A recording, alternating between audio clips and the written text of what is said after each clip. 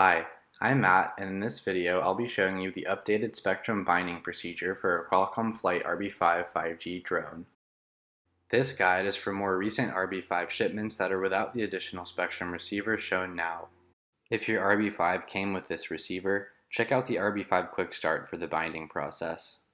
For more recent shipments without the receiver, follow these steps. First, make sure your RB5 is powered on. Next, grab a USB Type-C cable and plug it into the USB port on RB5's main flight deck. Then, open up your computer that you have RB5 connected to. We're using Ubuntu 18.4.5. Open up the terminal and type in adb shell.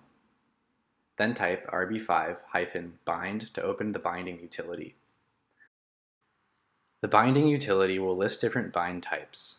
Go ahead and select the appropriate option for the transmitter that you're using.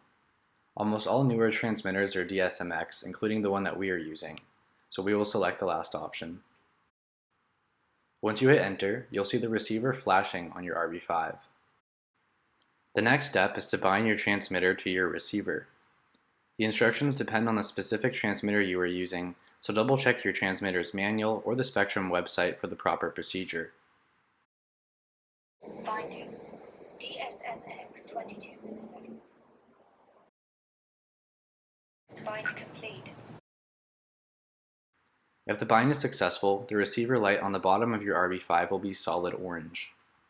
If for any reason it doesn't bind, try the process again.